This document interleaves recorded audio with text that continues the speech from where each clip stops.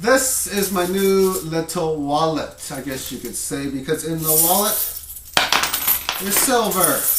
Nice, beautiful silver. And the best thing about silver is it is real money. If you were to go out and take these quarters here, back in the 1960s, maybe in the early 70s, heck, even in the 80s, I guess, and you were to think to yourself, hey, wait a second, isn't the metal of silver worth more than the actual price that it's printed on? I mean, heck, silver's like $1.80 an ounce or whatever it was back then.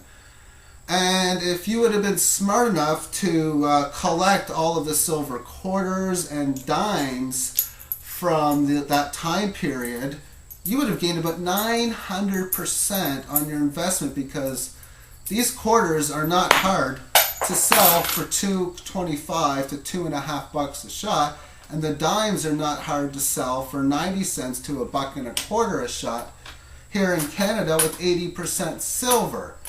Now, of course, that's even going to be going higher, especially at this $1,000 an ounce mark. And I'm going to talk in this video about the $1,000 that I'm projecting. And I'm also going to go a little bit passionate on what I feel on the US dollar when I'm done talking about silver. So I use this vision board behind me as that of trying to figure out how to use the law of attraction. It's been a few years now since the bestseller book The Secret, followed by a movie, came on, and in there they were mentioning that if you were to do a vision board of, say, a check with your name on it, and you write down a number, 1 million, 10 million, whatever it is that you are looking to manifest, you put it on there, you take a look at it every day, you just feel you having that, and you just accept it, you thank the universe, all those type of things that they're trying to teach in the book, and then you let it go.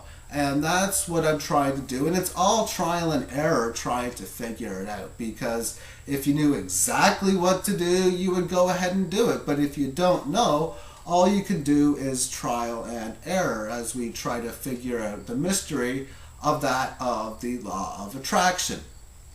So you could say, well, isn't it being greedy trying to manifest money? And there is nothing wrong with trying to manifest money. And if anything, you should be trying to get some, because at this day and age, we need it to live right now.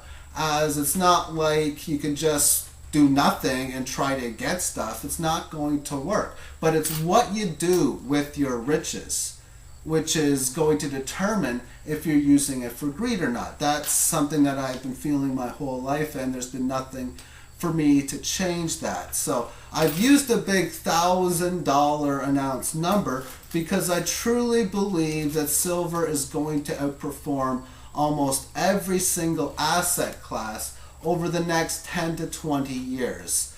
And maybe in 2010, for maybe 2 or 3, 4 years, food might be a better investment than silver. And you know what? It wouldn't surprise me if it was, because right now I can go and eat a regular type of meal for this, it's a $50. I could eat a meal out of that. Maybe I might have to get another quarter and a dime to eat that same meal in 2 years because of food inflation.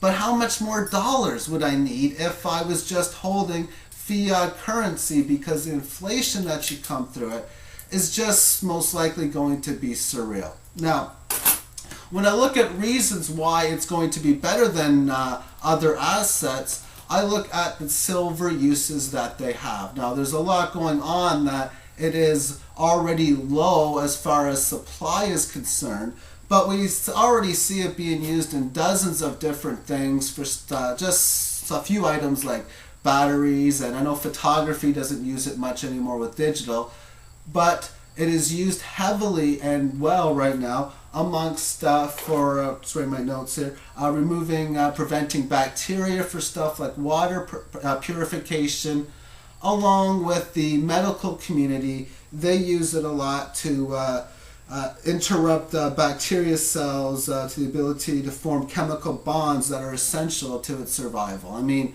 I'm not much of a science guy or any of this type of stuff. It's pretty much math-based for me. But nonetheless, there's a lot of good reasons for it. But solar panels is the huge, massive clincher. It seems just pretty obvious to me that we're moving into this next dimension, this higher frequency realm, if you will. And what that means to me is we're throwing away more of the negative stuff for the positive stuff. So all of the other energy methods that we have used before have just got to go. That's what happens when the world goes through a complete makeover, which is pretty much the process which we are going in now. So with this makeover, that means new, cleaner, and more friendlier energies. And solar panel seems to be one of the ones that we are going to. So if solar is going to be going to a massive boom, if you will, they're going to need to melt the silver down. And when they melt it down and there's not as much left, the price you'd be able to get should do extremely well. So to the point where you're not only protecting yourself from inflation, but profiting at the same time. And profiting is a word in which I think is something which you want to do. Once again, it comes back to that greed thing. It's what you do with your profits that really determines if it's a positive thing or if it's that of a negative thing. So I know a lot of this $1,000 is because of the devaluation of our fiat currency. It's going to be worth a lot less. I mean, it's pretty sad, in my opinion, when we have a system with the Federal Reserve where they have a huge monopoly on our dollars. It's not like we can just print money on this and say, okay, I have money now. There is no way of getting money unless, of course, you do something to get it, whether you work for it or whether you take out a loan. But the whole thing of the matter, or the whole point of the matter, is it all comes from a matter of debt. That's all it is. So myself, I'm at the point where I cannot hardly stand it anymore. It's illegal to rip money, but I mean, this is fake. This is fake. There's nothing on the back that says play money, and that feels good. I mean, it's only paper. It's only numbers on a computer. That's all it is. And if you want to keep us living on $1, I mean, I was talking about the law of attraction. We're all creators at the whole point.